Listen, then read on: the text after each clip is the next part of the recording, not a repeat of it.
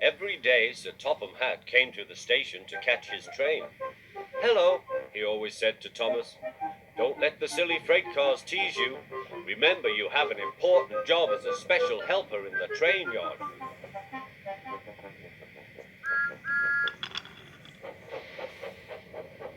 There were lots of freight cars, and Thomas worked very hard pushing and pulling them into place. There was also a small coach and two strange things his driver called cranes. "That's the breakdown train," he told Thomas. "The cranes are for lifting heavy things, like engines and coaches and freight cars." One day Thomas was in the yard. Suddenly he heard an engine whistling. "Help! Help!" A freight train came rushing through, much too fast. The engine was James, and he was frightened. His brake blocks were on fire. They're pushing me, he panted. On, laughed the freight cars, still whistling. "Help! Help!" Poor James disappeared. "I'd like to teach those freight cars a lesson," said Thomas the tank engine. Soon came the alarm. "James is off the line. The breakdown train, quickly!" Thomas was coupled on, and off they went.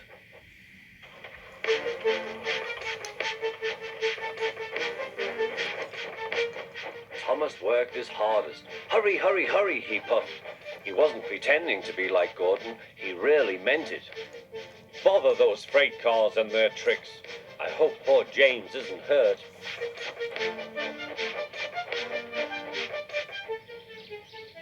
James's driver and fireman were feeling him all over to see if he was hurt.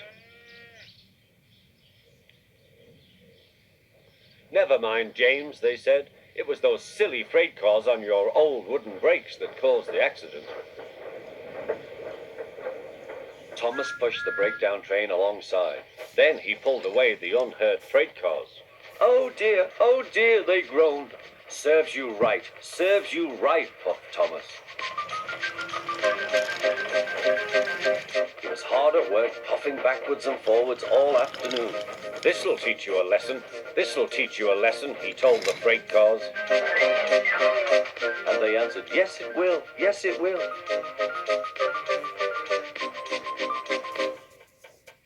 They left the broken cars. Then with two cranes they put James back on the rails.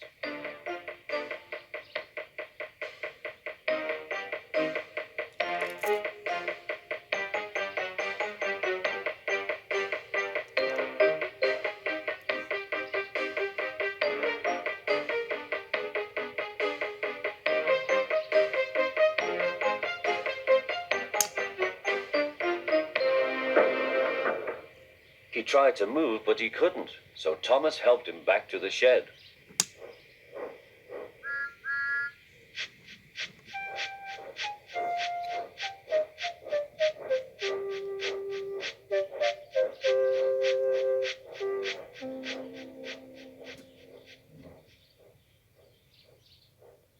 Sir Topham Hatt was waiting anxiously for them.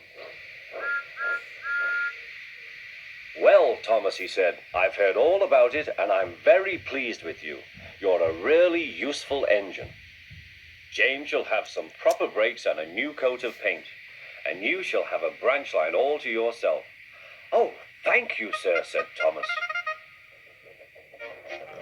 Now Thomas is as happy as can be. He has a branch line and two coaches called Annie and Clarabel. He puffs proudly backwards and forwards with them all day.